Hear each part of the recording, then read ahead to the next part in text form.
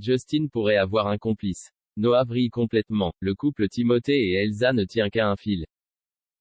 Manon avoue avoir un faible pour Nordine. Noah est viré du mât après avoir disjoncté. Audrey a fait un lavage d'estomac. Marianne attend les analyses. Elle sûrement eut plus qu'une intoxication alimentaire à cause des huîtres. Var explique à Alex que des clients à lui sont tombés malades après avoir mangé ses huîtres. Il ne peut plus se fournir chez lui pour les prochaines semaines. Alex ne comprend pas et est déçu d'apprendre que Bar le lâche. Les clients ont bien été empoisonnés avec de l'arsenic. Une dose suffisamment faible pour seulement les rendre malades. Le fauteur de troubles sait que le petit bassin d'huîtres du mât d'Alex sert à fournir les restaurants.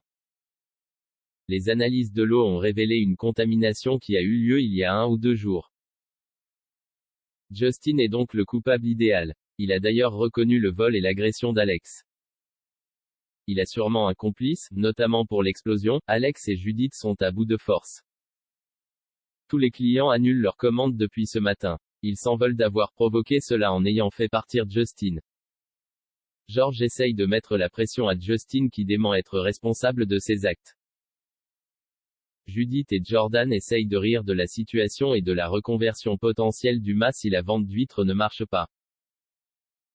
Noah demande si c'est bien Justin le nouveau suspect de la police. Jordan taquine Noah, il doit être déçu que ça ne soit pas son rival derrière tout cela. Les deux garçons se provoquent encore au sujet de Judith et Noah craque en assénant un violent coup de poing à Jordan et lui ouvre la tête.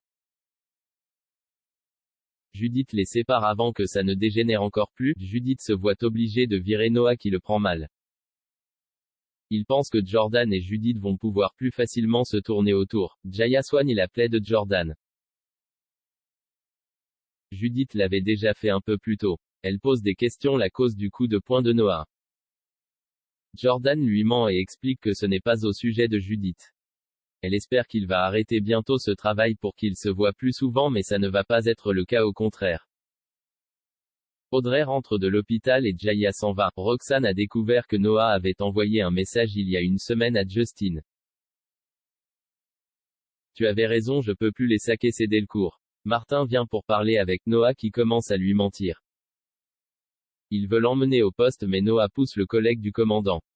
Il est placé en garde à vue pour complicité de vol et tentative d'attentat et d'empoisonnement.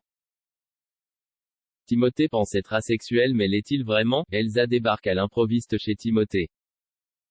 Elle veut parler de leur première fois. Elsa a aimé de son côté. Elle a trouvé que c'était tendre et fort mais Timothée lui n'a rien ressenti de tout ça. Il ne veut plus faire l'amour et pense être asexuel. Timothée aime Elsa et ne veut pas se séparer mais ne veut juste plus coucher avec elle. Cela ne convient pas à Elsa. Elle ne se voit pas avoir des projets et se marier avec un homme qui ne la désire pas. Timothée est au plus mal, il se doute qu'Elsa va le quitter bientôt. Victor pense qu'il ne devrait pas tirer des conclusions trop hâtives sur sa sexualité. Il devrait en parler d'abord à sa psy. Timothée n'a pas pris de plaisir car c'était une nouvelle expérience pour lui et tout ce qui est nouveau le dérange et lui fait peur. En revanche, il a déjà ressenti du désir pour Elsa et a donné du plaisir à sa partenaire. Anna lui explique qu'il n'est pas asexuel et qu'il peut avoir une sexualité épanouie. Elle lui conseille de retenter l'expérience et d'être à l'écoute d'Elsa pour ensuite lâcher prise de son côté. Timothée va voir Samuel en espérant en apprendre plus sur le sexe. L'obstétricien ne pense pas être le mieux placé pour le conseiller. Il lui explique tout de même que c'est en pratiquant que la peur de l'inconnu disparaîtra car il connaîtra les plaisirs et désirs de sa partenaire. Timothée a peur d'avoir une nouvelle fois aucun plaisir et qu'Elsa finisse par le quitter. Il pense même qu'il doit s'entraîner avec une autre fille. Manon apprend que Nordine est en couple. Sophie est avec Nordine mais comme d'habitude elle n'a pas beaucoup de temps.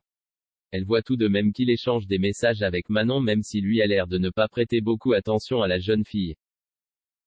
Manon est agacée car Nordine ne lui répond. Elle avoue à sa sœur qu'il lui plaît mais elle ne sait pas s'il est en couple ou pas.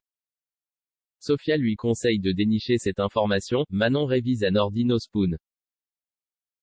Elle veut lui payer un verre pour tout ce qu'il fait pour elle mais croise Sophie qui s'assoit à leur table et embrasse Nordine devant ses yeux. Sophie se montre sèche avec Manon et montre que Nordine est à elle. Elle fait passer Manon pour une enfant et insiste même pour payer l'addition. Manon préfère s'en aller.